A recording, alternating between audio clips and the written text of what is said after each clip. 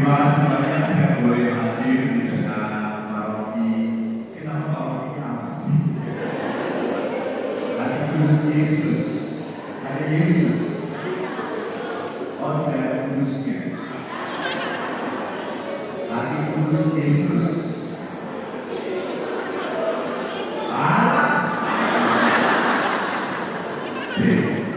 Hati Yesus yang Maha Kudus. Doakan kami. Selesai kalau gitu. Terima kasih saya boleh kembali ke Kota Metro ini setelah lama saya pernah kemari dan sekarang saya diundang oleh CAP khusus evangelisasi pribadi. Saya senang. Metro itu dulu zaman Romo Sutris, saya masih ingat. Gerejanya tidak sebesar ini, kecil. Orang katanya kalau hujan bocor. Lalu saya pernah pisah, tapak itu namanya korporalnya saja sobek-sobek di mana. Dan sekarang Metro sudah megah-gagah perkasa. Dan saya yakin bukan hanya bangunannya yang penting, karena dia tidak bisa masuk surga kan. Yang penting umatnya semangatnya tinggi. Apalagi kalau CAP khusus evangelisasi pribadi sudah ada, itu berarti apa? Tugas penginjilan bukan hanya tugas roh, tugas umat juga. Karena di Metro itu katanya ini gosip. Jadi pastor paroki di Metro itu berat.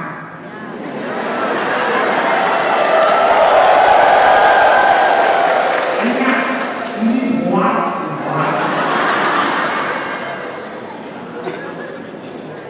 Kalau romonya dekat dengan anak-anak langsung romonya pedofili.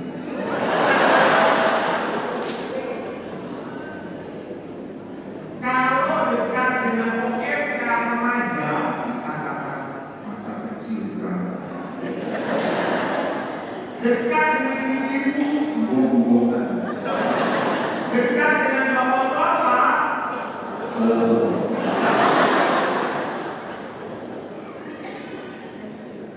jadi saya ingat sekali, kalau mau jadi pastor, harus tahan. Tidak hanya tahan doaan, tahan juga apa? Tahan komentar umat. Karena kalau jadi pastor menyenangkan semuanya, tidak mungkin impossible. Saya kalau impossible.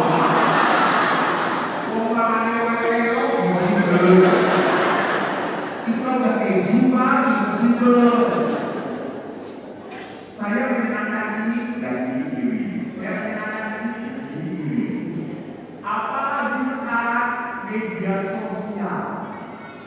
Karena cukup banyak orang-orang ini mengatakan tertipu oleh khotbah saya.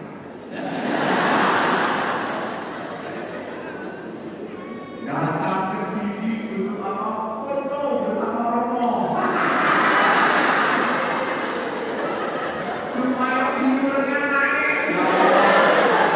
Ya, umat menjual Romonya. Tapi sekali lagi terima kasih CAP mengundang saya. Jadi sudah ada semangat penginjilan dan hari ini saya bersama-sama Anda merenungkan apa keluarga yang terberkati dan bisa memberkati. Karena seringkali kita lupa, saya diberkati selesai sudah. Oh, Anda diberkati dan bisa menang baik. Saya mau sudah diberkati, kamu harus jadi berkat juga.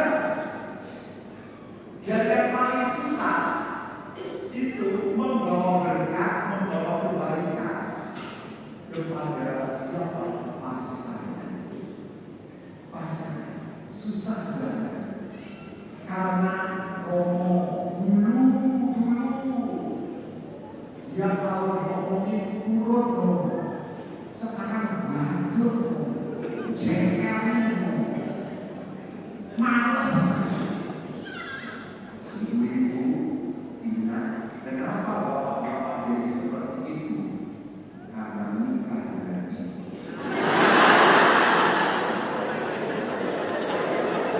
Betul.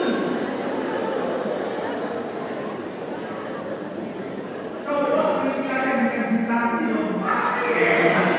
Kenapa ya suami saya makin kuat karena dengan ibu?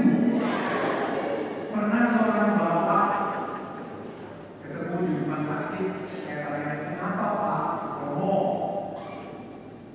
Telinga kiri saya budak, tapi saya bilang, telinga kanan masih bagus ngomong.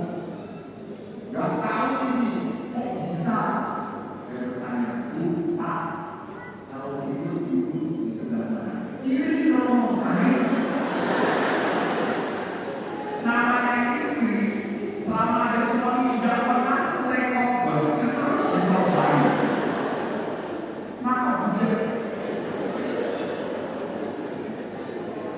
Terus dia tanya, nasihat kamu bagaimana? Suruh suami istri tidur sebelah kanan. Terus bagaimana benar-benar sekarang? Bapak Ibu, sungguh hidup perkawinan itu tidak mudah. Tidak mudah. Seorang bapak pernah ketahuan istrinya. Suatu saat dia pulang menangis. Istrinya lihatin terus. Oh, bapak ini keluarin di surat-surat. Lalu istrinya tanya, Pak, boleh apa? Aku boleh surat kawin. Aku apa? Aku akan belok surat kawin pun pada luasannya orang.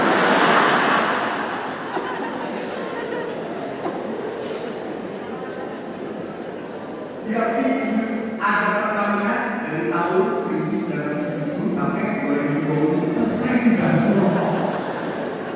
Tidak ada. Tidak. Apalagi perkawinan Katolik. Perkawinan Katolik saya tidak ada yang namanya perceraian. Yowes, enak pena, yudi pena ini. Karena kalau kita tidak mulai pena, akhirnya jadinya terus. Betul kan? Nah, yang kayak gini harus sudah rasa betul kan? Lihat Bapak Ibu, pada saat kita berpacaran, pada saat awal-awal perkawinan, Anda pasti melihat hal yang baik di pasangan Anda. Wah, apik dengan calon jas. Jangan berjualan. Aku sebet banget.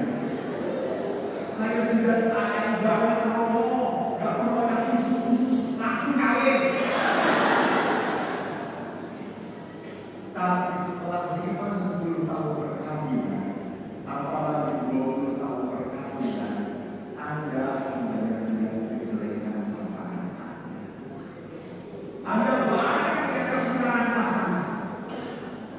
Saya kalau udah tanya kepada bapak-bapak yang sudah 20 tahun perkawinan, Pak, bagaimana perkawinannya? Ya seperti yang lain. Ini adalah namanya juga rumah tangga. Selalu ada up and down yang shake. Selalu ada naik turunnya. Biasa, semua rumah tangga kayak gitu. Lalu saya tanya ibunya, Bu, bagaimana perkawinannya? Langsung diambil berita.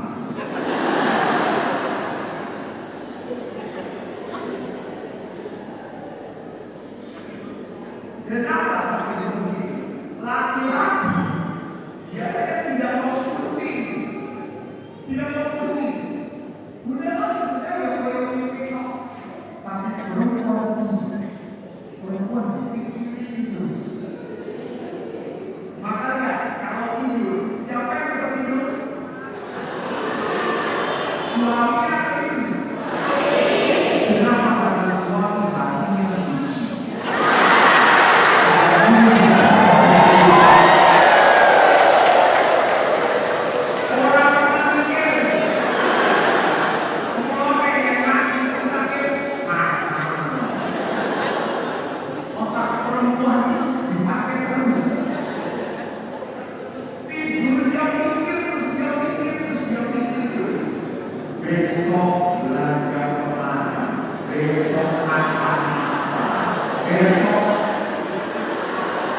bukan pada siapa. Allah oleh ekor pada tangan. Kau tahu. Laporan dari orang kita.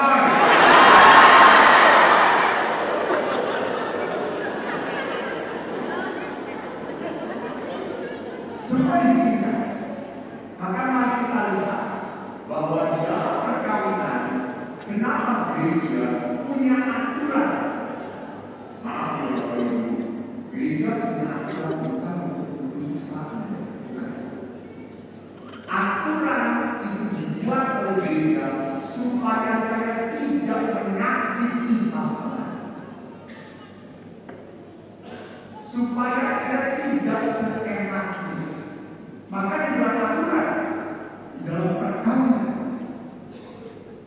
Dan memang terjadi kasus-kasus anulasi minta dibatalkan perkawinan cukup banyak di musibah-musibah. Oleh karena itu saya ingin memperlihatkan, kita coba lihat ada apa dengan hidup perkawinan di dalam gereja. Kenapa harus seperti itu? Mari kita lihat. Keluarga hebat, iman kuat, dan hidup berkat. Itu tema yang saya bawa. Pertama, di dalam kitab buku kanonik artikel 1055 dikatakan perjanjian perkawinan dengan anak pria dan wanita membentuk antara mereka kebersamaan seumur hidup dari sifat kodrat yang terarah pada kesejahteraan suami istri. Pada kelahiran dan pada pendidikan anak oleh Kristus Tuhan, perkawinan antara orang-orang yang dibaptis diangkat ke martabat sakramen. Ya.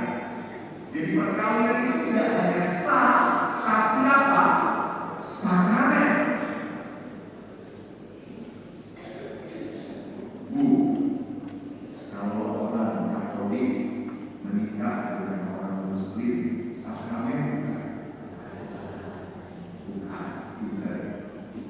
Kalau orang Katolik dengan Katolik, sakramen bukan. Kalau orang Katolik dengan GKI, sakramen bukan. Gereja Kristen Indonesia, sakramen bukan. Sakramen.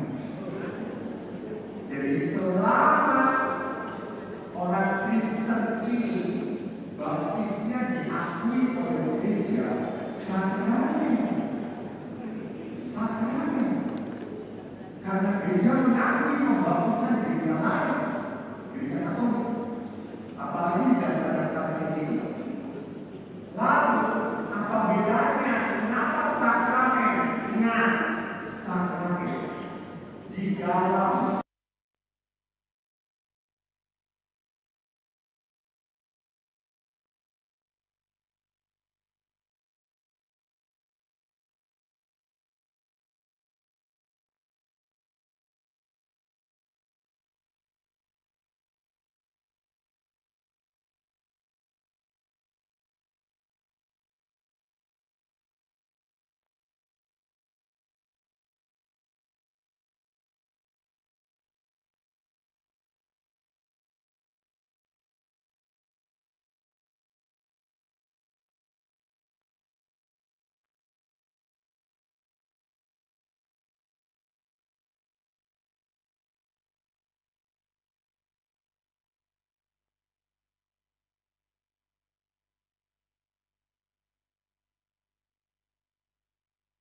lewat apa?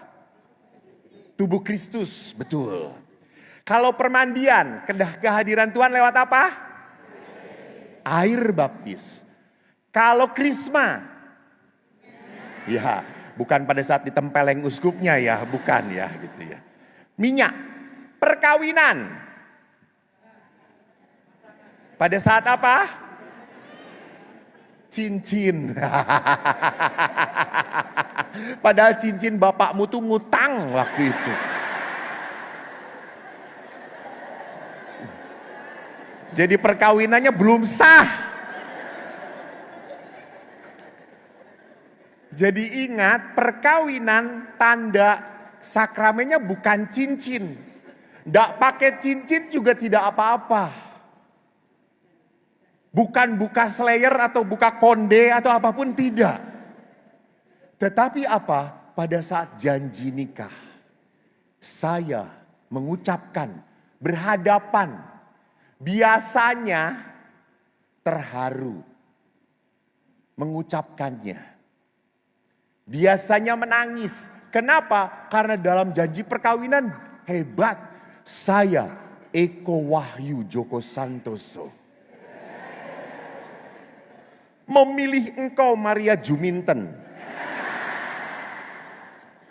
untuk menjadi istri saya.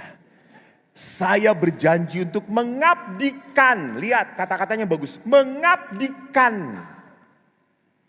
Di dalam untung dan malang, sehat dan sakit, suka dan duka, sampai mati. Mati. Ingat, sampai mati. Siapa yang duluan, silahkan malam ini berdiskusi. Sampai hanya maut memisahkan kita. Lihat. Kata saya berarti apa? Saya terang-terangan, saya yang mau, saya yang mau. Bukan orang tua saya yang mau. Yang kedua, membaktikan diri.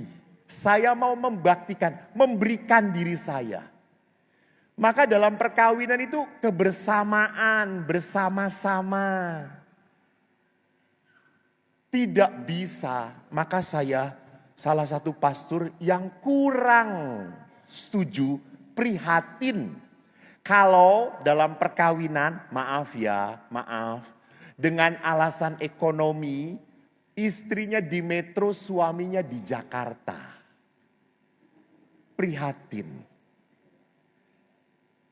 Bukan pisah rumah karena pekerjaan, ya Allah, dengerin. Udah belum kawin, sok tahu lagi. Gua doain jadi suster lu, baru tahu lu.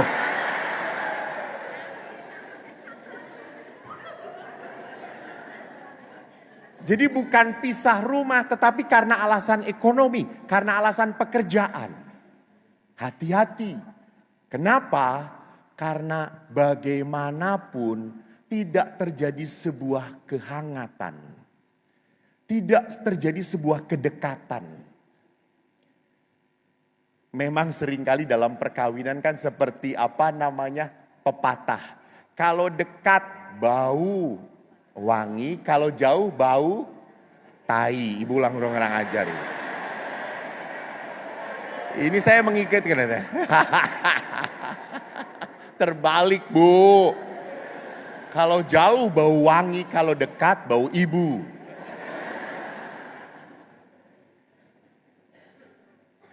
Jadi di sini lihat hakikat perkawinan di dalam gereja Katolik, kebersamaan pertama. Lalu dikatakan di dalam Gaudium et Spes apa? Perkawinan adalah persekutuan mesra hidup dan cinta. Sudah jauh berakar di dalam janji perkawinan, kesepakatan pribadi yang tidak dapat ditarik kembali. Jadi bagaimanapun, sesulit apapun, tidak bisa. Tuhan cukup, saya tidak bisa memenuhi. Enggak. Perkawinan itu bukan kontrak. Kalau kontrak, yang ini tidak bisa melakukan tugasnya, boleh kita putus hubungannya atau boleh? Atau tidak? Boleh. Kalau dalam janji perkawinan tidak boleh. Maka Romo, suami saya sudah tidak bekerja. Saya kerja capek-capek, dia mau meneng, ngerokok, ngopi. Ngurus manue. Maksudnya doro, ya Allah.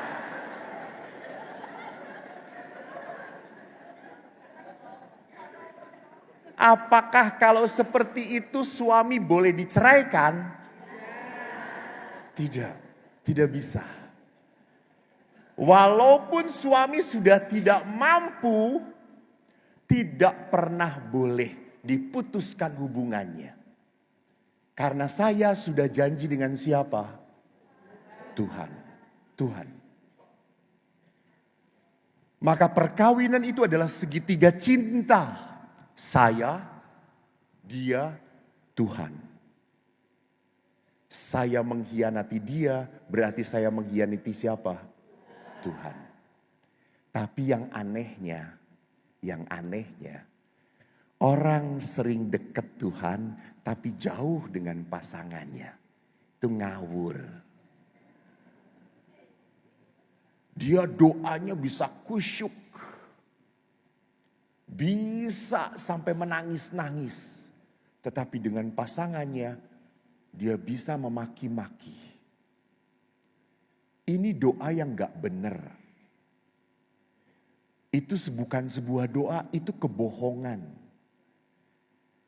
Karena Tuhan, suami istri itu adalah segitiga sama sisi. You close to God, you close to your spouse.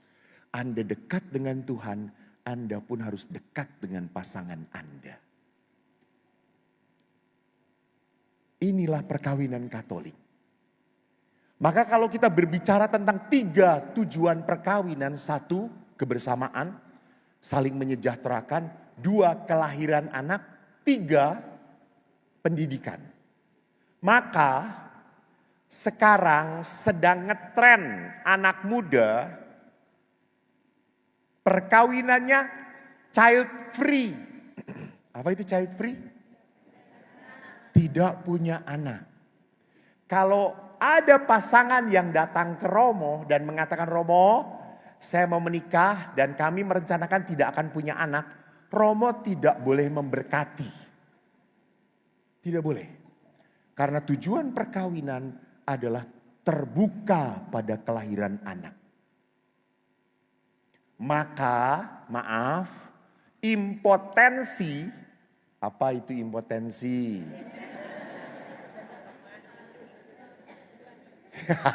Enggak bisa. Anak muda coy. Apa impotensi? Enggak bisa. Berarti Romo Eko potens.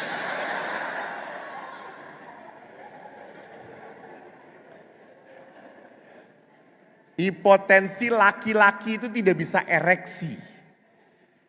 Itu tidak bisa menikah. Halangan. Sebelum menikah ya. Tapi kalau setelah menikah, suami Anda impotensi, tidak bisa diceraikan. Karena Anda terlalu nafsu istrinya mungkin gitu ya. Jadi baru ngeliat aja, tus.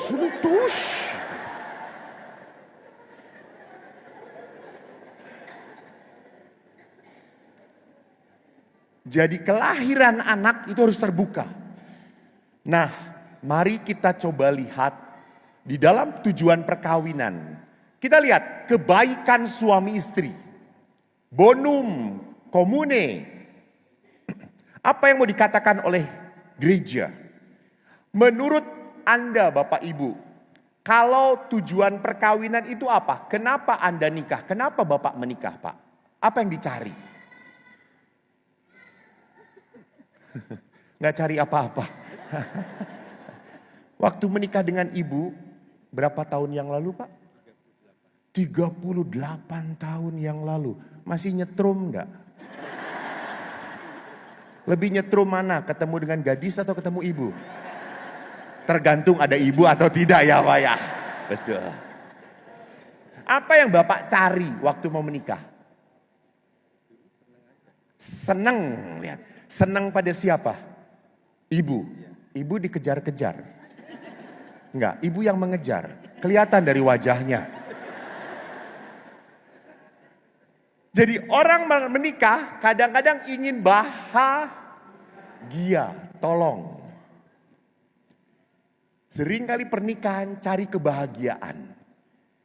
Kalau sudah tidak bahagia, cari yang lain. Bagus. Tuhan ampunilah dia Tuhan. Dia tahu dan sadar apa yang dia katakan. Berani ngomong seperti itu ada istrinya lagi. Bu ingat burungnya putus-putusin bu. Bapak Ibu tidak bisa. Tujuan perkawinan bukan kebahagiaan.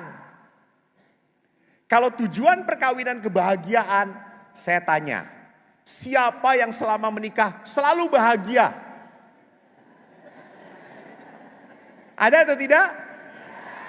Dan siapa yang sekarang duduk dengan orang yang tidak membahagiakan Anda?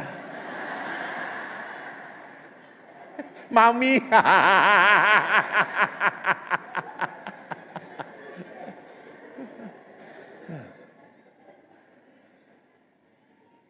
Jadi kalau dihitung-hitung, banyak tidak bahagianya atau bahagianya? Haleluya, bahagianya. Pertanyaan penuh kepalsuan, jawaban penuh kepalsuan saudara-saudara. Bahagia. Tuhan semoga benar. Kalau salah malam ini jangan jadi malam terakhir bagi ibu ya. Jadi lihat di sini, perkawinan itu bukan untuk kebahagiaan tetapi untuk kebaikan. Kebaikan. Dan untuk kebaikan itu dibutuhkan sebuah apa? Pengorbanan. Pengorbanan. Nah bertanya saya, kalau untuk berkorban berat atau tidak Bu? Berat atau tidak Bu? Ini suami ibu. Kok berbelakang-belakangan sih satu? Ini suami ibu.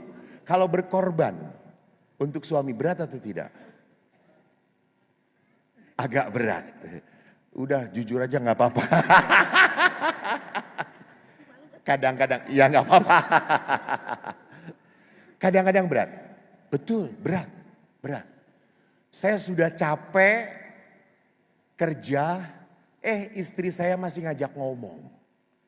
Dan kalau gak didengerin, ngamuk dia.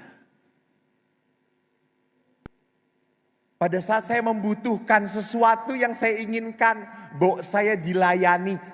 Langsung istri mengatakan, kamu tidak tahu saya sudah capek. Saya harus ngasih rumah. Oh, ya sudah. Akhirnya apa? Suami istri jarang ngomong. Jarang ngobrol. Karena kalau ngobrol ujung-ujungnya itu dia. Ujung-ujungnya apa Bu? Ya? Apa? Nesuan. Katanya bahagia tadi. Terjebak loh. Ujung-ujungnya berkelahi. Nah maka lihat saudara-saudari yang terkasih. Kalau kita berbicara tentang kebaikan, kebahagiaan. Mari kita lihat di dalam kitab Kejadian. Lihat di dalam Kejadian dikatakan apa? Tuhan berfirman. Tidak baik kalau manusia itu seorang diri saja. Aku akan menjadikan penolong baginya yang sepadan. Jadi kebaikan kepada pasangan hanya terjadi kalau apa? Saya menjadi penolong yang sepadan. Saya bukan pembantu. Saya bukan budak suami saya. Saya bukan budak istri saya. Penolong yang sepadan. Maka Bapak Paus mengatakan ada 3 kata yang harus diucapkan di dalam keluarga.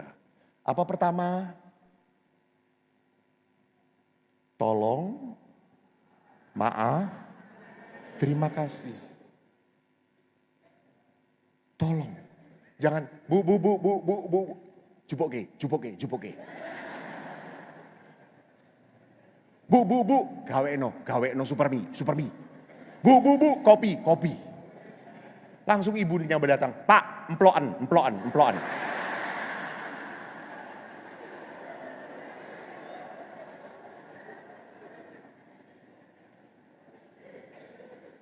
Jadi ini apa? Saya harus belajar untuk apa? Tolong. Kenapa? Engkau penolong yang sepadan. Penolong yang sepadan itu berarti apa? Berarti tidak tega melihat pasangannya repot sendiri. Tidak tega. Saya selalu cerita. Ayah saya seorang tentara. Pulang kerja, kami tidak punya pembantu. Anak bapak 4, Eko nomor 1, maka disebut Eko. Ibu saya bidan, perawat. Kalau kami pulang kerja, makanan belum tersedia. Ibu tuh langsung menanggalkan baju bidannya yang putih, masak. Ben cepet masake yo sayur bening. Neng Bandung sayur bening sing gampang goleke yo bayem. Bayem ditambah jagung. Temannya apa? Tempe. Jadi setiap hari itu siang selalu bayem. Sayur bening terus. Sekarang saya asam urat.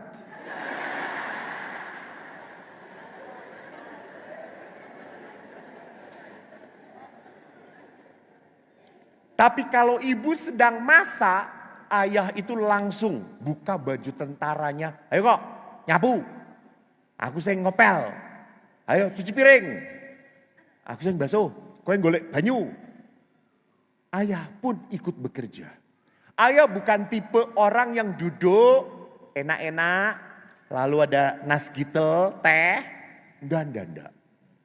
Beliau tidak mau dan tidak tega melihat istrinya sibuk sendiri. Itu yang saya rekam dalam benak saya.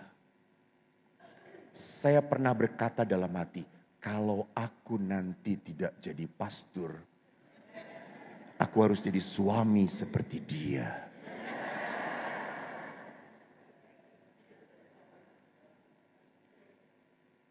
Dan suatu saat saya ingat sekali peristiwanya, adik saya nomor 3 nangis.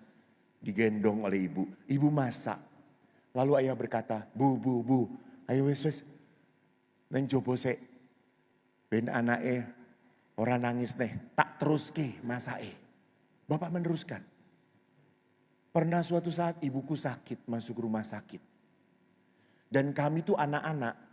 Kalau sekolah tidak pernah diberi uang jajan. Ibu selalu menyiapkan makanan. Yang paling mudah nasi goreng. Ibu sakit, bapak buat nasi goreng. Anda tahu lebih banyak garamnya daripada nasinya. Sampai hari kelima kita mengunjungi ibu di rumah sakit. Bu, cepet sembuh bu. Ibu seminggu di rumah sakit, anak-anak meninggal dunia semuanya bu. Kenapa le? Oh, nasi gorengnya ayah garam melulu gitu tuh. Jadi ayah selalu mau campur tangan dengan apa? Kesibukan ibu. Dan lihat di sini, itulah penolong yang sepadan. Penolong yang sepadan pun bukan berarti apa? Suami harus cari pendapatan, istri bekerja di rumah. Kadang-kadang istri lebih pintar cari uang daripada suami. Karena perempuan itu tangguh. Suami itu kalau Raisa, susah. Raisa. Istri pantang menyerah. Betul. Istri itu tidak pernah ngomong sakit. Enggak pernah. Istri itu baru mau mati dia ngomong saya sakit. Nah itu udah. Perempuan itu pantang menyerah. Saya pernah ke toko yang jaganya encek-encek dan cim-cim. Kalau si encek itu yang jaga, jarang yang beli. Kalau si enci yang jaga, banyak yang beli. Saya pernah nyobain. Saya beli baterai. Cek, ada baterai kayak gini. Kagak ada. Nggak ada. Cari toko lain. Ini yang model kayak gini sama. Nggak ada. Nggak jual. Walah, kampret kata saya itu. Lalu yang jaga enciknya. Saya datangi lagi, Ci, ada baterai kayak gini. Oh Pak, baterai ini sih sudah tidak diproduksi. Ada yang mirip itu, lebih bagus, lebih murah gitu. Lihat, mulai ngebohong dia gitu ya. Dan akhirnya saya beli. Lihat, tangguh sekali. Jadi lihat di sini, penolong yang sepadan itu berarti apa? Saling mengisi, saling melengkapi. Sudah tidak zamannya garwo itu si garaneng nyowo, konco wingking. Ora. Perempuan bukan konco wingking. Perempuan adalah konco tekan modar.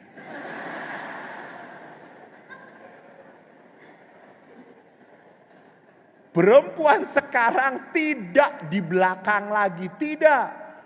Bapak Ibu percaya, dulu kasus selingkuh banyaknya laki atau perempuan?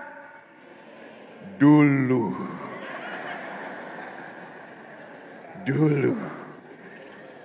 Baca artikel sekarang, perempuan pun mulai banyak yang selingkuh. Kok batuk?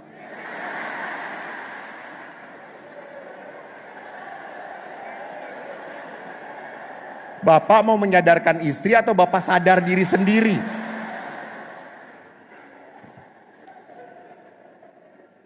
Tuh. Hati-hati. Gitu ya.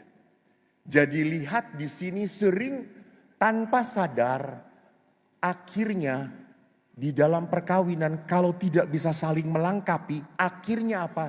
Saling menyakiti. Saling menyakiti. Kowe iso ngono, aku yo iso. Kowe mbek siji wedok, aku sakbes lanang. Tak pacari siji-siji.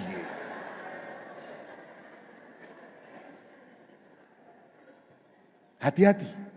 Kalau dalam perkawinan tidak bisa saling melengkapi, hati-hati bisa jadi saling menyakiti. Karena dalam perkawinan terjadi sebuah apa? Hubungan timbal balik. Timbal balik. Jadi jangan pernah lupa kenapa suami saya jadi seperti itu. Mungkin salah satu penyebabnya saya. Kenapa suami selingkuh? Bisa terjadi karena saya sudah tidak macak lagi. Tidak pupuran. Kalau ketemu Romo pupuran edan tenan. Tekan kandel, tebelin lagi.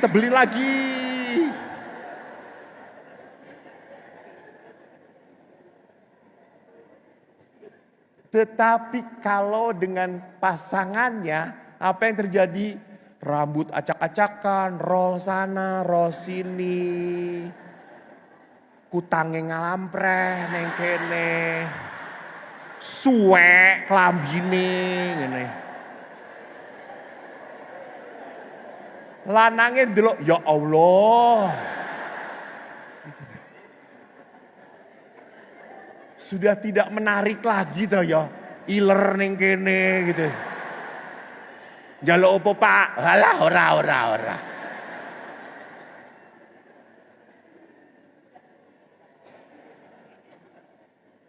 Kenapa kenapa istri, suami, sekali lagi bisa saling menyakiti?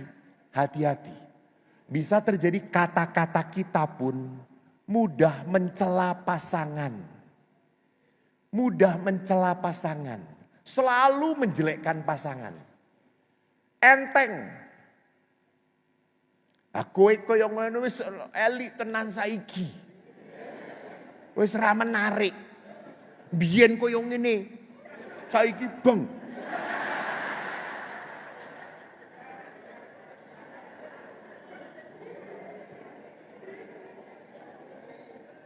Seorang suami sedang nonton sepak bola di televisi. Dia duduk, istrinya, kan perempuan jarang sekali suka nonton sepak bola toh. Perempuan senangnya drama Korea coy. Dia berharap suaminya seperti artis Korea. Yang terjadi suaminya adalah orang Korea. Suaminya sedang nonton, istrinya dekat bersender. Lalu suaminya minggir. Istri pantang menyerah. Deketin lagi, nyender lagi, minggir lagi. Akhirnya sampai ujung. Istrinya berkata, "Pak, dulu waktu pacaran kamu senang dilendotin. Bu, dulu waktu pacaran kamu Mercy, sekarang truk tronton nih besar sekali."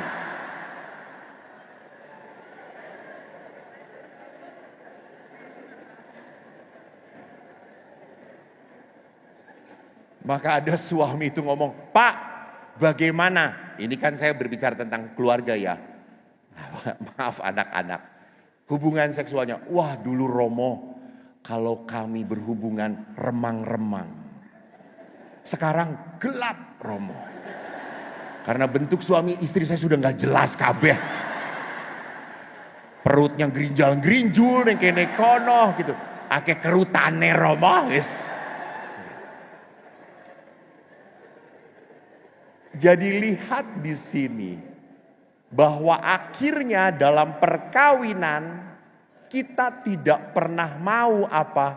Kita tidak pernah mau melemparkan kebaikan. Ingat perkawinan itu seperti nanam bunga. Kalau bunga banyak diinjak, maka akan mati. Kalau bunga itu banyak dipupuk, diairi, maka bunga itu berkembang. Pujilah pasanganmu, puji. Perempuan itu butuh dipuji. Kalau dia sudah maca, weh bu. Begitu.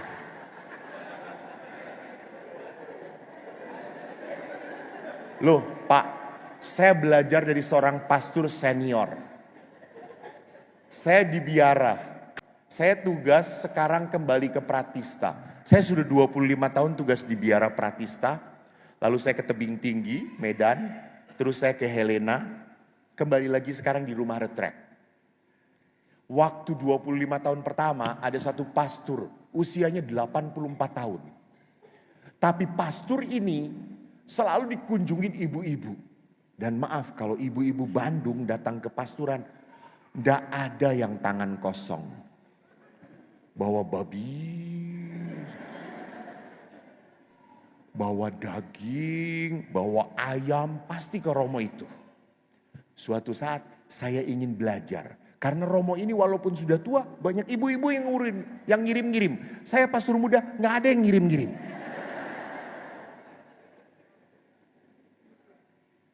Lalu saya lihat bagaimana. Ada telepon dari satpam, Romo, ada tamu ibu-ibu yang mau ketemu Romo. Oke, saya gedor, Romo ada tamu. Ya, ibu itu mau ngirim cukyok. Cukyok itu babi kecap. Kaki babi. Cukyok. Oh ya. Lalu saya lihat Injen. Ngintip. Gimana cara memikat hati ibu-ibu. Romo itu dari jalan dia sudah ngeliat mobilnya. Udah diem.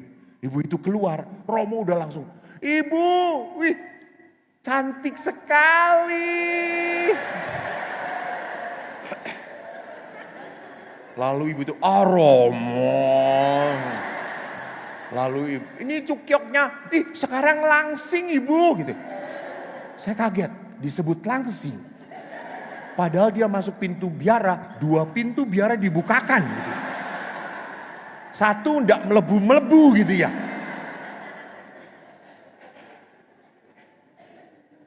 Lalu ibu itu, Romo saya hanya mau mengantar ini saja kesukaan Romo. Makasih ya bu. Udah Romo saya pulang lagi. Hanya ini, ya sudah bu silakan. Pulanglah ibu itu. Saya datengin Romo. Romo penipu. Lalu Romo itu berkata, apa? Romo dusta. Masa ibu sebesar itu disebut langsing? Mana langsingnya? Yang ada langsung. Terus berkata, Eko saya tidak bohong. Kenapa? Waktu saya melihat ibu itu, kacamata saya buka. Dan kacamata Romonya tebal banget gitu ya.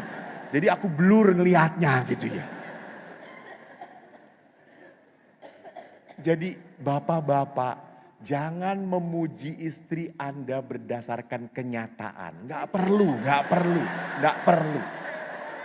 Bukan dusta. Ini bukan dusta. Ini hanya memenuhi harapan wanita.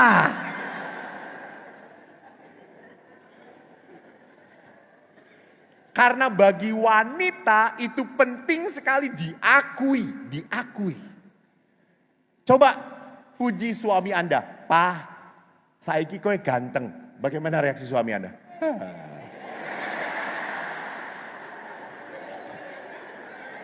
Betul. Opa, ganteng.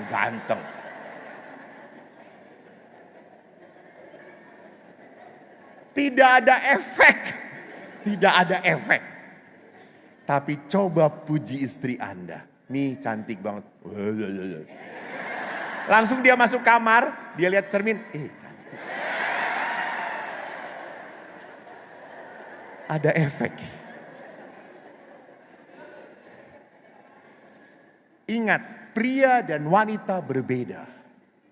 Apa yang dibutuhkan oleh wanita harus dimengerti. Ini yang disebut penolong yang sepadan. Yang kedua, next. Bonium conjugum mencangkup kebaikan apa? Lahiriah, pangan, sandang, papan. Kebaikan batiniah. Nah ini menarik. Batin. Ini yang seringkali saya bisa mencukupi kebutuhan pangan, sandang. Tapi apakah batin pasangan Anda bisa cukupi atau tidak? Para suami sadarlah. Istri Anda itu butuh bicara satu hari kurang lebih 30.000 kata.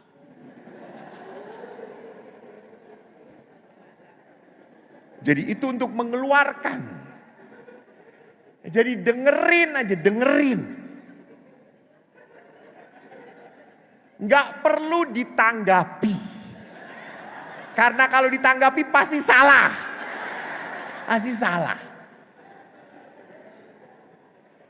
Pernah seorang suami jengkel loh. Karena istrinya belanja baju dengan suaminya. Dia fitting lah. Ke fitting room dia coba. Dia kalau, "Pak, bagus nggak?" "Ya lumayan." "Tuh kan papa kan nggak bisa nilai. Dasar bodoh. Kayak gini disebut bagus. Ini jelek tahu." Ganti lagi. Lalu suaminya, "Nah ini jelek nih." "Bodoh kan, ini bagus." Lalu akhirnya suami, "Sudah terserah. Tuh kan papa selalu tidak kalau diajak ngomong kayak gitu terus." Lihat. Jadi Pak, kalau istri Anda ngomong, oh.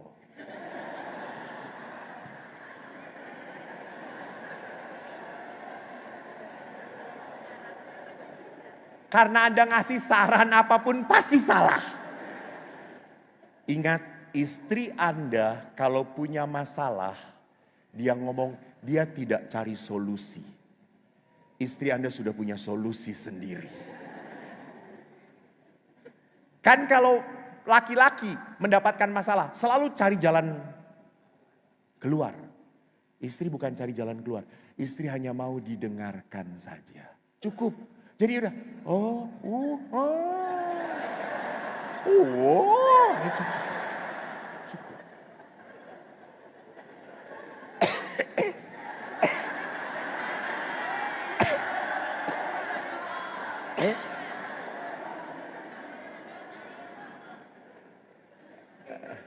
Jadi bukan gengsi.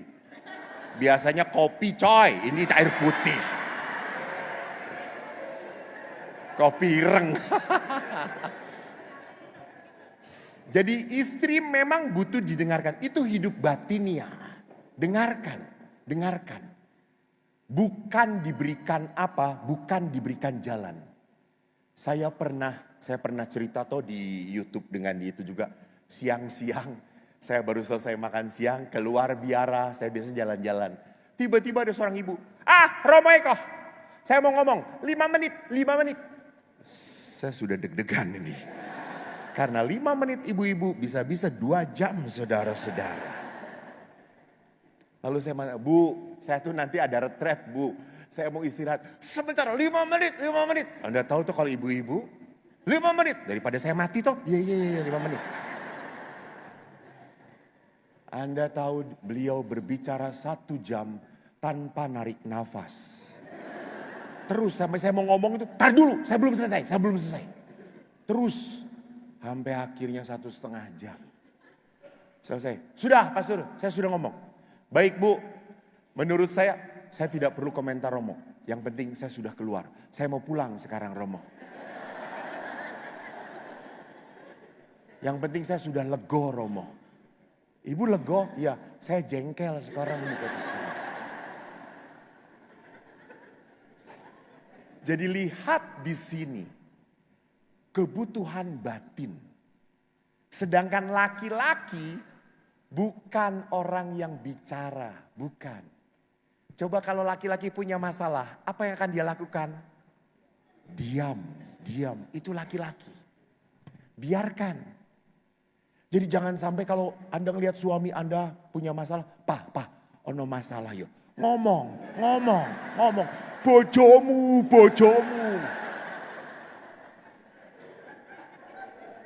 Suami apa? Oh, apa sih? Itu. Saya kan pernah ke Yerusalem. Saya ke Bethlehem. Kan kalau ibu-ibu ke Bethlehem, ke tanah suci, yang pertama-tama dilakukan apa? Foto.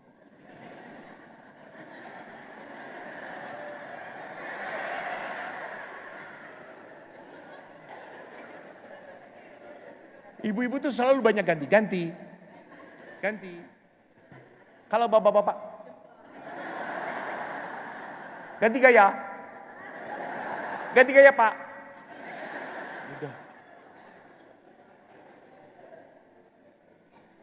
Waktu di Bethlehem, tiba-tiba karena waktu itu kosong, saya tidak mau foto. Saya ke belakang. Waktu ke belakang saya berdoa, tiba-tiba saya mendapatkan sebuah karunia air mata. Saya diam, tiba-tiba saya menangis. Saya sukacita sekali. Sampai saya berkata, aku laki-laki malu nangis. Tapi nangis ini bukan sedih, bukan karena saya menyesal, bukan. Karena saya bahagia sekali, saya menangis. Ada ibu-ibu ngedeketin saya. Kan namanya ibu-ibu langsung berbelas kasih. Mendekati saya, lalu dia menepuk bahu saya. Sudah Romo, sudah. Nggak apa-apa Romo, nggak apa-apa. Apa masalah Romo? Lama-lama saya jengkel tuh. Bu, masalah saya adalah ibu ada di sini, kata saya itu. Pergi, kata saya itu. Laki-laki diam. Jadi kadang-kadang memang biarkan, dia butuh kesendirian. Jadi ini batin. Memang bukan berarti tuh kata Romo Eko juga diamkan. Ya jangan diam terus. Karena sebuah perkawinan tanpa komunikasi tidak ada kebersamaan. Cinta tanpa komunikasi bukan cinta. Jadi dalam cinta, dalam kasih harus ada hubungan, relasi. Ketiga, next, bonum conjugum dalam kebaikan, tetapi juga apa? Kesetiaan, perjuangan. Saudara-saudara, setelah sekian lama perkawinan, untuk bertahan dalam perkawinan, Anda butuh berjuang. Gak gampang. Coba, Bapak punya tetangga gak Pak? Punya. Bapak kadang-kadang ngelihat istri tetangga gak Pak? Ngelihat. Jujur, terima kasih Pak. Damai Kristus Pak. Kalau ngelihat istri tetangga, makin dilihat makin cantik. Ini godaan apa cobaan? Hah? Cobaan. Jadi jangan dicoba-coba.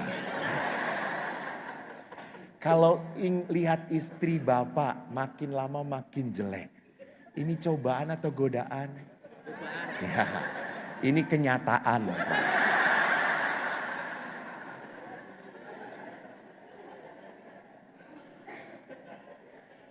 Kenapa hati-hati dalam mencintai pasangan selalu ada yang namanya apa? Godaan. Kalau godaan itu dari siapa? Iblis. Supaya kita apa? Jatuh. Jadi melihat istri tetangga makin cantik itu godaan. Bukan cobaan untuk dicoba-coba. Kalau cobaan itu dari Tuhan. Supaya kita apa? Bertahan.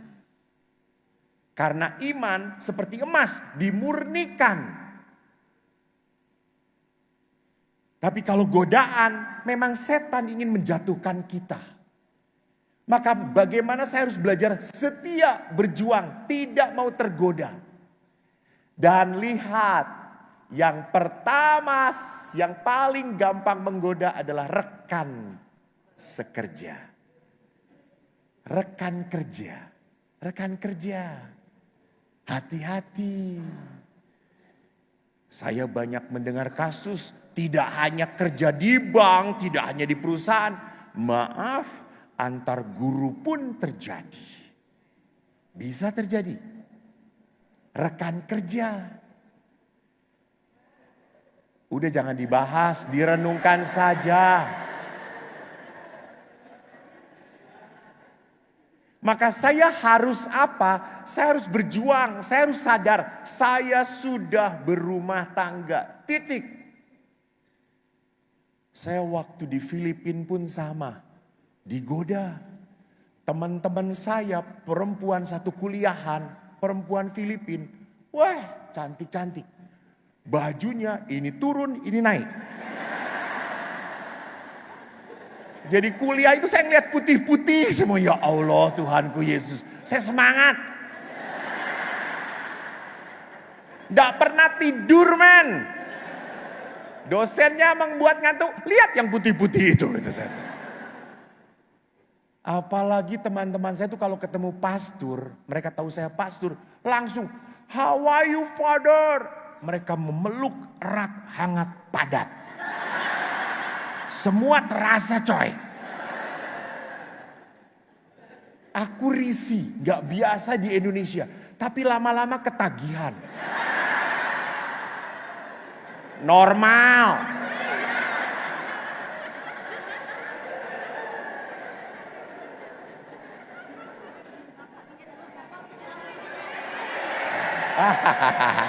Terima kasih Pak, terima kasih. Manis sama pahit aja. Bapak ini ada dua, manis pahit. Pahit Pak, yang mana ya? Terima kasih Pak. Pas Pak, terima kasih. Terima kasih Bapak. Tinggal cerutunya Pak, kayak dukun aja ya. Saya tadi ngomong apa sih? Ya, lupa. Filipina, ya betul. Lalu akhirnya Bu Eko berpelukan dengan teman-teman saya yang cantik tadi. Senang atau tidak? Senang atau tidak? Senang. Tapi bisa membuat saya jatuh. Saya harus berjuang. Saya mau jadi imam. Maka akhirnya sudah ketemu teman. How are you father? No hug. Nggak pakai peluk-peluk. Salam. Why? Hug in Christ. Memeluk dalam Kristus. Dalam Kristus kata saya itu. Kamu pulang tenang, saya pening. Tidak ada penyaluran kata saya itu.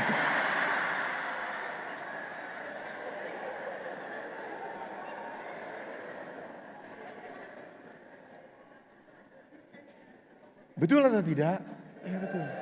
Saya harus menjaga. Berjuang.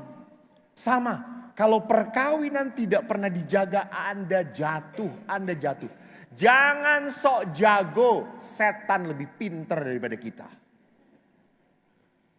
Setan ada di mana-mana. Di gereja ada atau tidak? Oh ya, ini setannya. Ada. Langsung menunjukkan dirinya sendiri. Setan ada di, ada.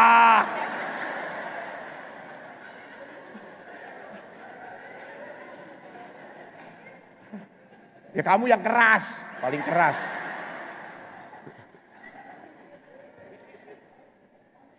Jadi saya harus sadar dan ingat, Adam dan Hawa, siapa yang jatuh? Kenapa Hawa jatuh? Karena apa?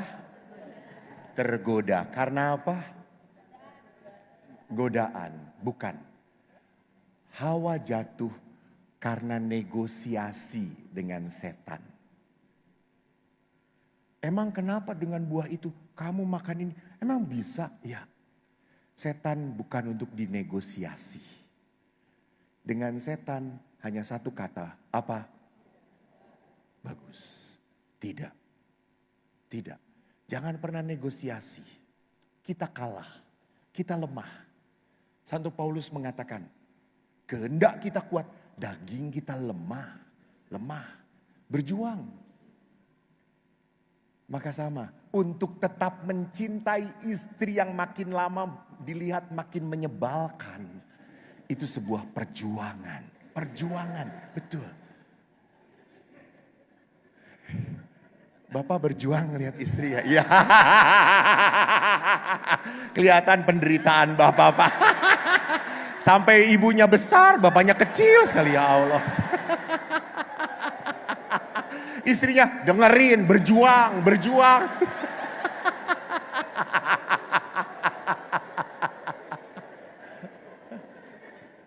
Selamat berjuang ya Pak ya.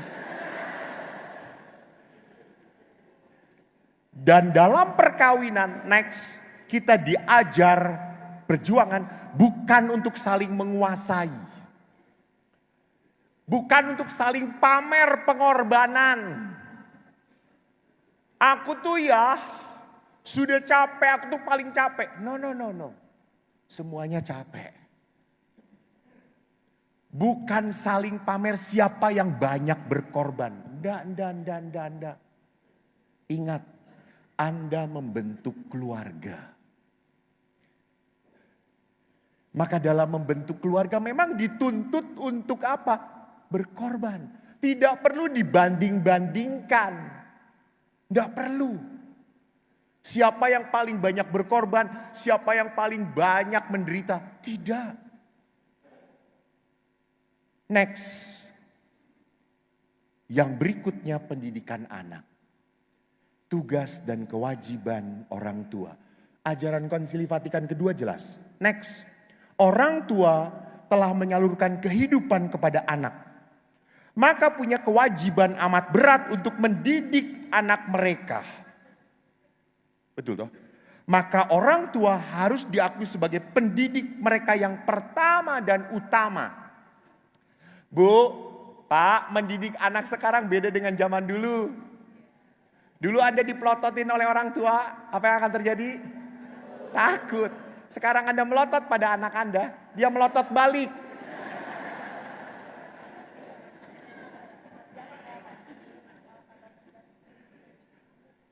Anda waktu kecil dimarahin oleh orang tua Anda langsung diam. Ya atau tidak? Anda marah kepada anak sekarang, mereka akan berkata, kenapa marah?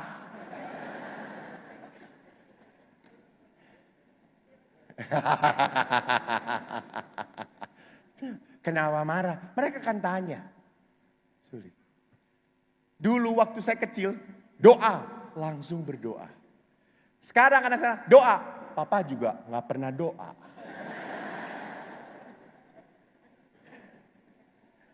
Bapak Ibu, anak sekarang butuh apa? Keteladanan, teladan. Bukan omongan, udah butuh. Anak Anda lebih pinter buka Google. Mereka lebih pinter, mau tahu apapun buka Google. Tetapi butuh apa? Diajak bareng. Jangan, nak tiap hari rosario ya. Terus ibu ngerosario, ibu nonton drama Korea dulu. Biasanya sambil tiduran, pagi-pagi baru 5, besok lagi gitu ya terusin. Anak butuh bareng, sama-sama. Tidak bisa disuruh. Maka pengorbanan penting. Jangan menyuruh anak Anda belajar sedangkan Anda sedang pegang handphone dan cari mana TikTok hiburan-hiburan. Nggak bisa. Anda minta, nak kalau makan jangan pegang handphone. Anda pegang handphone. No. Maka tidak aneh Bapak Paus pada saat masa Prapaskah dikatakan puasa handphone. Saya sedih kadang-kadang kalau ngelihat pas suami istri anak di tempat makan, restoran, sedang nunggu makan, apa yang mereka lakukan?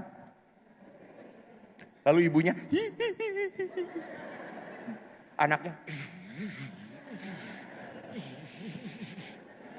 bapaknya,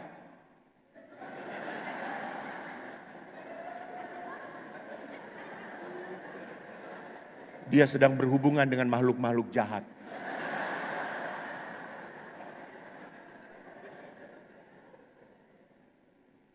Duduk bersama tetapi tidak ada tidak ada relasi, tidak ada intimnya. Tidak ada intimnya.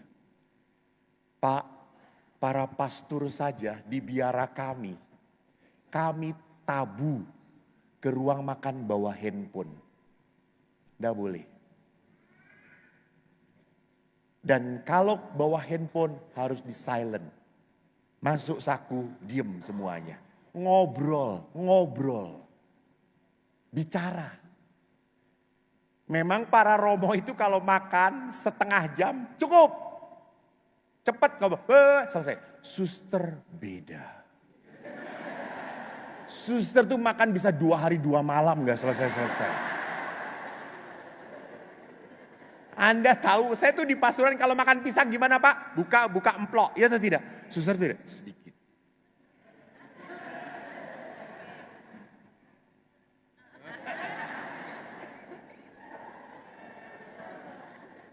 Kita lanang kabeh melebu. Wah. Tetapi pada saat para pastor pun tidak bisa saling bicara dengan pastor lain. Di situ tidak ada yang namanya kekeluargaan. Di situ tidak ada kehangatan. Di situ tidak ada persekutuan, komunitas. Gereja itu keluarga itu adalah komunitas gereja kecil.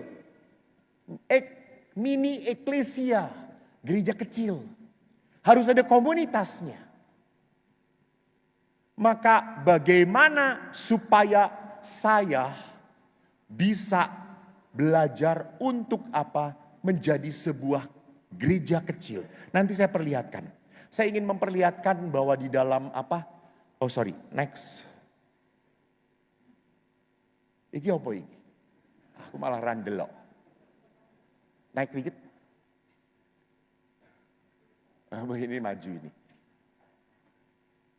Naik Mas. Oke, cukup di sini. Tantangan dari hidup perkawinan sekarang adalah apa?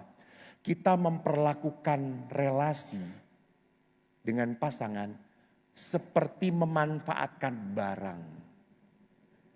Kalau menyenangkan masih saya rawat. Kalau sudah tidak menyenangkan saya lupakan. Hati-hati. Seringkali pasangan pun dilupakan. Maaf. Pelayanan bisa menjadi sebuah pelarian. Hati-hati. Anda tidak betah dengan pasangan, lalu pelayanan di mana-mana. Lupa pelayanan yang paling dasar dan utama adalah mana? Itu keluarga dulu. Urusi keluargamu dulu. Bahkan Rasul Paulus mengingatkan, tidak bisa para pelayan seorang ayah kalau tidak bisa mengepalai keluarganya. Bagaimana mungkin dia bisa mengepalai jemaat? Lakukan ciptakan komunitas kasih itu di dalam keluarga dulu. Di dalam keluarga. Baru nanti membual rasa pelayanan itu. Maka hati-hati, tantangannya, maaf, seringkali suami memanfaatkan istri untuk kesenangan dirinya. Atau sebaliknya, istri memanfaatkan suami untuk kesenangan dirinya. Saya pernah mendengar dari seorang perempuan, lucu. Mamanya ngomong, anak muda, Romo, dia sedang pacaran Romo. Lalu perempuan itu ngomong apa? Saya nggak pacaran kok, dia supir saya. Hati-hati. Anak-anak muda sekarang mudah sekali memanfaatkan. Memanfaatkan. Maka lihat di dunia materialisme, boleh next. Terus next dulu ke bawah. Oke. Tantangan hidup modern adalah apa? Satu, budaya kenyamanan. Orang cari nyaman, orang cari pena. Saya tidak mau repot. Maka lihat, kalau suruh cari ketua lingkungan, gampang atau susah? Susah. Maka ketua lingkungan itu pasti seumur hidup sampai mati.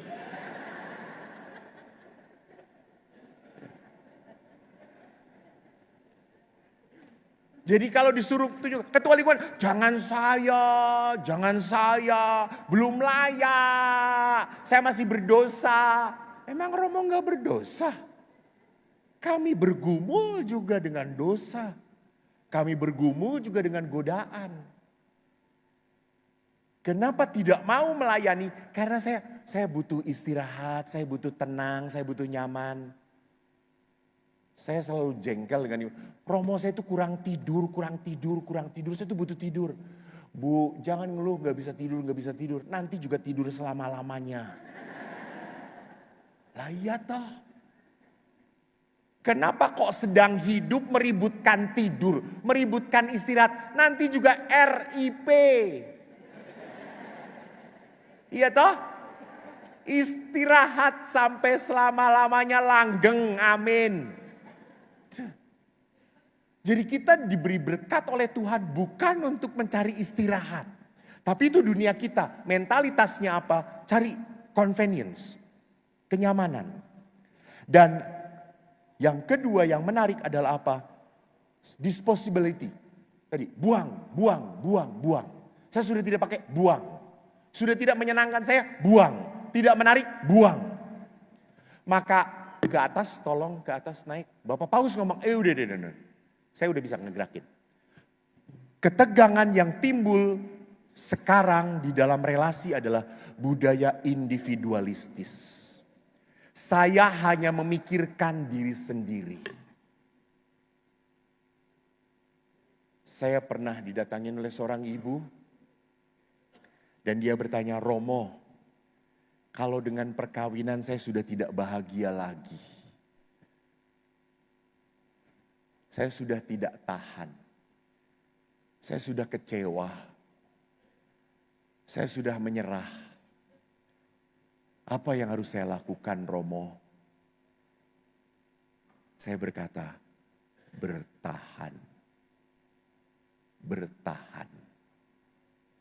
Bapak Ibu, ingat bukan hanya Anda yang kecewa dengan perkawinan.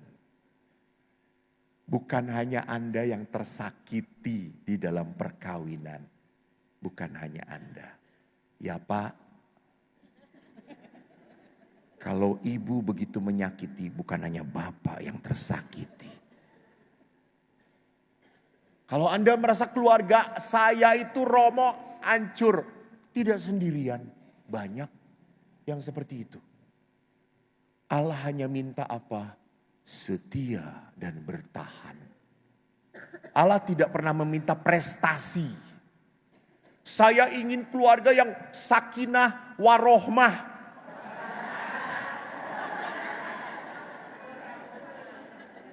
Orang yang terakhir orang dua omah gitu ya. Bukan. Maka Bapak Paus nanti kita lihat tidak ada keluarga yang sempurna. Yang penting apa? Setia, bertahan, bertahan. Romo saya sudah tidak tahan. Tenang, nanti kita lihat. Pernah uskup ditanya, Romo saya sudah tidak tahan lagi. Suami saya selingkuh. Saya ampuni. Dia selingkuh lagi Romo. Bahkan sekarang dengan babysitternya anak saya. Dia tiduri Romo. Saya jengkel karena saya diajari memaafkan 70 kali 7 kali. Saya maafkan Romo. Selingkuh dengan guru private-nya, guru lesnya anak-anak. Apa yang harus saya lakukan Romo, Monsinyur? Lalu Monsinyur berkata, Bu, berdoa. Berdoa. Apa doanya Romo? Monsinyur, apa doanya? Bu, berdoa. Tuhan, berikan aku kekuatan untuk memaafkan. Berikan aku kekuatan untuk memaafkan. Lalu untuk suami saya Romo, Monsinyur, doakan. Tuhan, berikan yang terbaik untuk dia. Dan betul, 2 bulan kemudian suaminya meninggal dunia.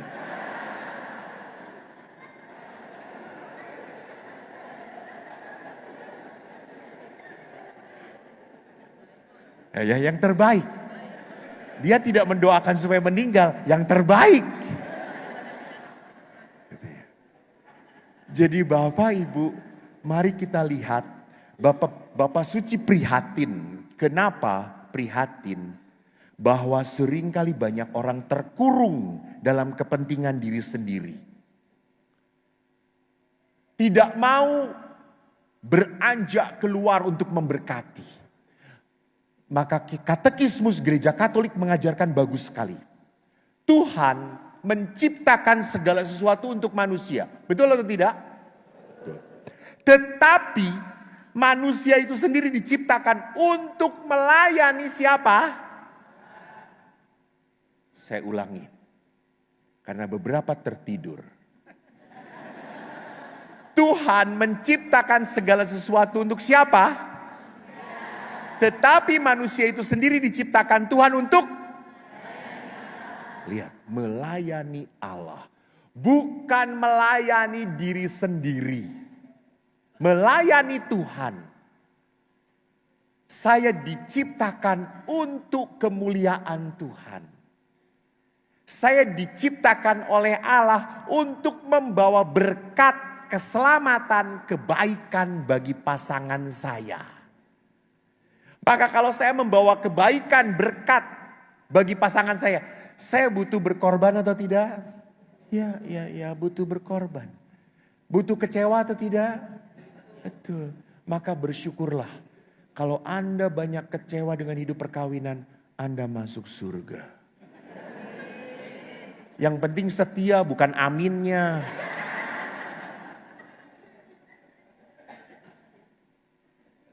Amin tapi tidak memberi kebaikan sama aja bohong. Jadi sadarlah. Moto dari OSC adalah in cruce salus. Dalam salib ada keselamatan. Di dalam pengorbanan, di dalam penderitaan ada rahmat kemuliaan. Jadi bagi orang Katolik saya harus sadar. Saya menderita di dalam perkawinan itu ndak sio-sio. Gusti boten sare. Nah, iya, Anda yang tidur di gereja, betul. Allah tidak tidur. Maka Bapak Ibu, mari kita lihat keluarga adalah sebuah apa? Adalah komunitas Injili, komunitas evangelical community. Maka lihat di dalam komunitas Injili harus ada apa? Positif, positif, positif. Berpikir positif tentang pasangan Anda.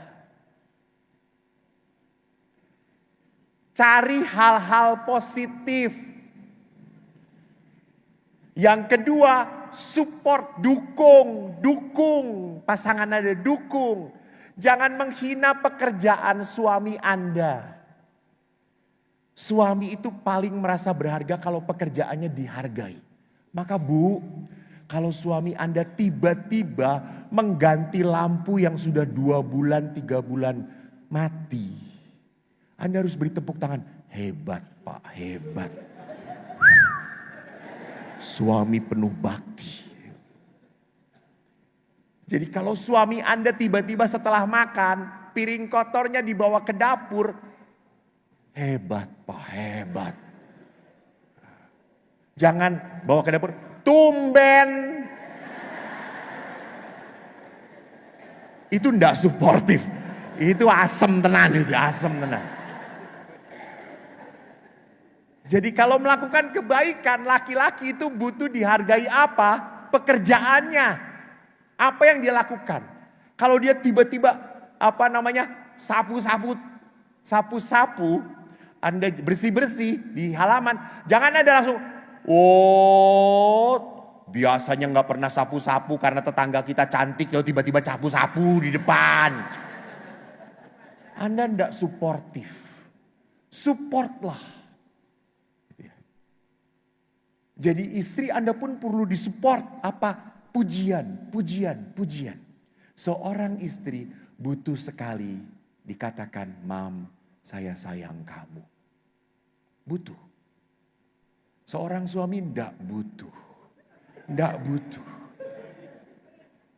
Walaupun istri Anda, Mah, pilih bunga atau bunga bank? Pasti cari bunga bank.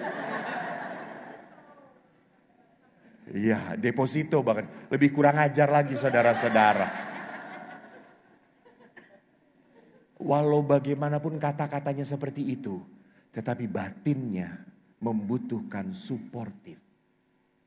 Dipegang, dipeluk pasangan Anda. Dibutuhkan. Suami, jangan hanya memeluk kalau mau ada maunya. Jangan kalau Mam, ayo Mam.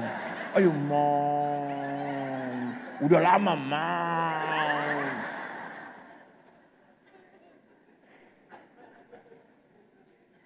Peluklah. Tanpa mau, tanpa punya keinginan untuk melakukan hubungan seksual. Peluk. Butuh. Anda laki-laki enggak butuh. Betul, istrimu butuh. Istrimu membutuhkan. Dan para suami, kalau para istri ke tempat yang baru, harus siap-siap jadi fotografer istri Anda.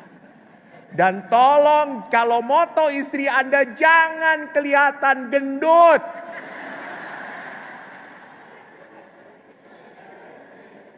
Suami itu kalau moto istri sembarang. Wes, Pak, dibalik kameranya, dibalik. Itu istri Anda sebesar apapun akan langsung tinggi. Kalau enggak dari bawah ke atas. Kalau perlu 20 meter.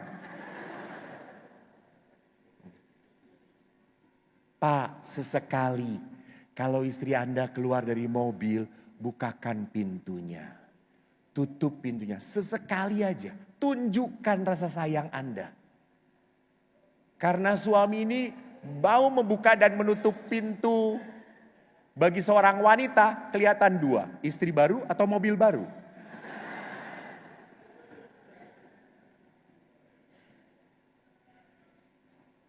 Jadi saya menekankan suportif, apresiatif. Lihat, apa? Menghargai setiap pengorbanan pasangan. Hargai. Jangan mengatakan, koyo ngono wae. No. Maka kenapa Paulus mengatakan terima kasih? Itu apresiasi.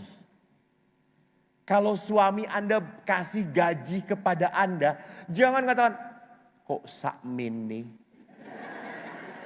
Kurang.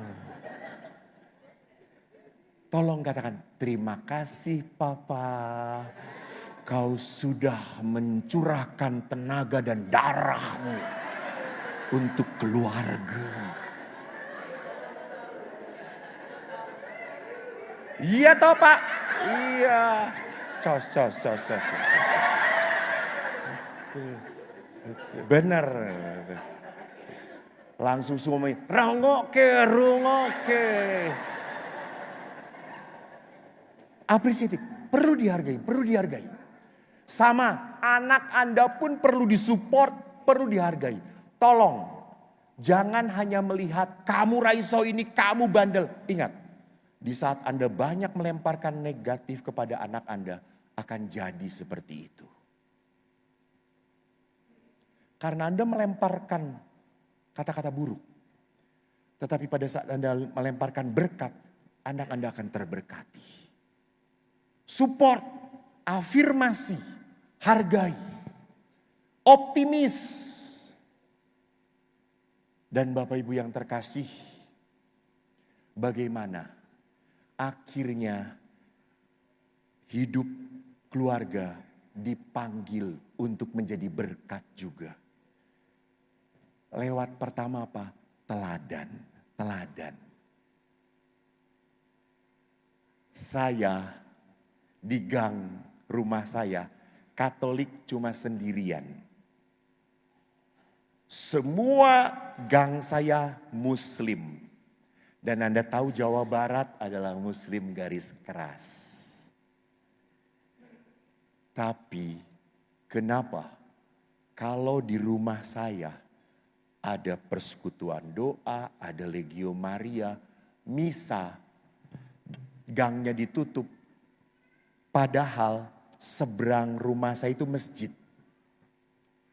Jadi kalau orang-orang ke masjid pasti lewat depan rumah saya. Kalau kami buat misa, gang itu ditutup. Tidak ada satupun yang protes. Why?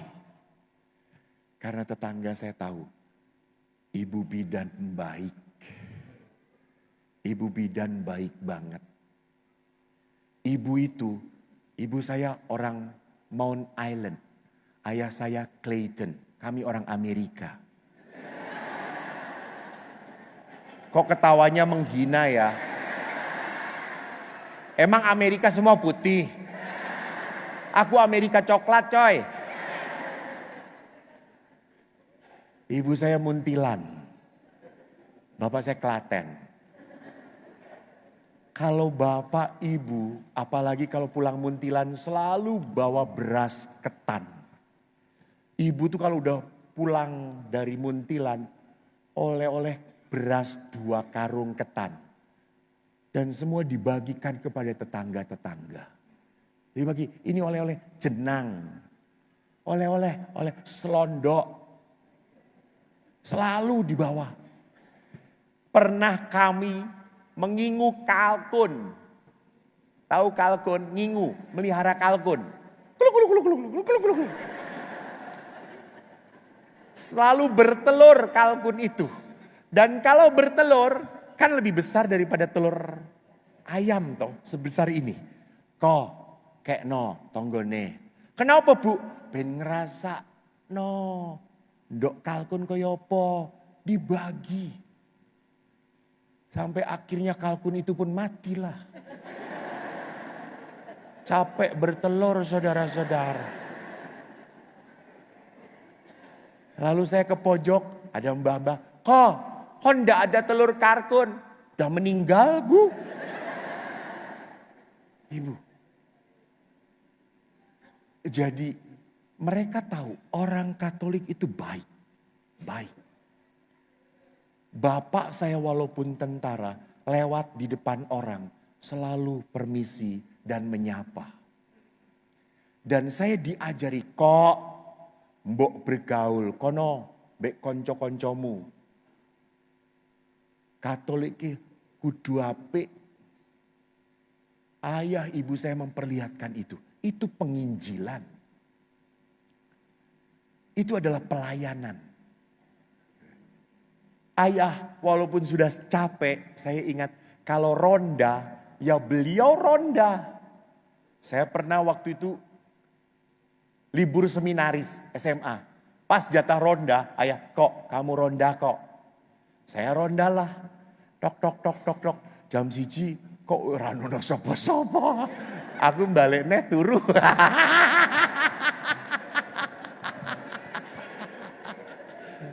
Kata ayah ini ada. Rupanya tidak ada, kata saya itu. Jadi lihat di sini, keterlibatan. Dan yang menarik adalah apa? Di dalam hidup berkeluarga, saya begitu kagum cinta ayah dengan ibu. Bapak Ibu tahu, sampai maut memisahkan, iya atau tidak? Rupanya sampai maut ayah saya bersatu dengan ibu. 4 bulan yang lalu ayah saya meninggal dunia. Waktu beliau hari Jumat masuk ICU, saya di WA oleh adik saya, Mas, ayah sakit. Ayah masuk ICU. Lalu saya berkata, wah, saya baru pulang Senin. Lalu saya cari panitia, tolong, saya pulang Sabtu, tugas saya sudah selesai. Ya Romo, padat sekali. Lalu akhirnya malam hari, saya digedor, Romo, ada penerbangan. Saya sedang di Kupang. Saya sedang seminar di Kupang. Ada penerbangan ke Jakarta, Romo. Oke, saya ambil. Minggu pagi, saya di bandara, saya telepon adik saya. Dek, kumpul bersama-sama ayah, video call. Panggil pasanganmu, panggil anak-anak. Kumpul. Lalu saya lihat di video call, ayah sudah pakai apa? Ventilator. Lalu alat di mana-mana. Saya berkata, ayah, ini Eko. Jangan pergi dulu. Ayah harus minta maaf pada Eko.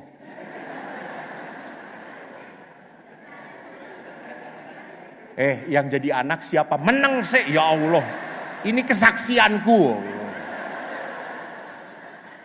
Itu kan ibu-ibu.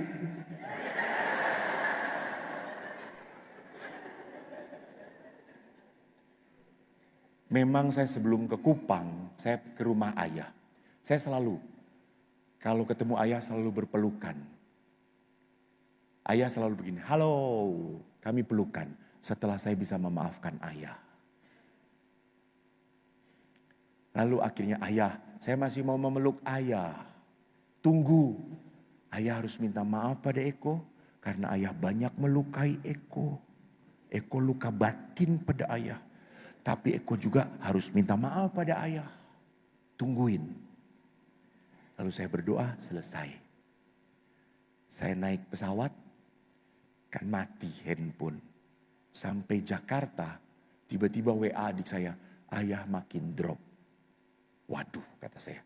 Lalu saya telepon adik saya. Dik, kumpul lagi, berdoa lagi. Ayo kita berdoa. Saya kumpulkan mas, dimatikan handphone. Tiba-tiba dalam hati saya berpikir, apa? Jangan egois. Tiba-tiba saya kok, oke, baik. Lalu saya buka handphone, ayah sudah makin lelah. Lalu saya berkata, ayah, nggak perlu nunggu Eko. Kalau ayah sudah tidak kuat, jalan, nggak apa-apa. Eko minta maaf. Maaf. Eko sering nyakiti ayah.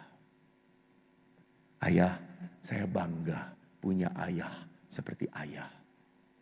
Saya bisa jadi pastor karena saya anak ayah. Saya pastor, biarkan Eko memberi berkat ya pada ayah. Saya berkatin. Saya tutup 1 menit kemudian adik saya berkata, ayah sudah meninggal. Padahal kerinduan saya mendampingi ayah sampai mati. Ya sudah. 2 jam kemudian saya sampai rumah sakit.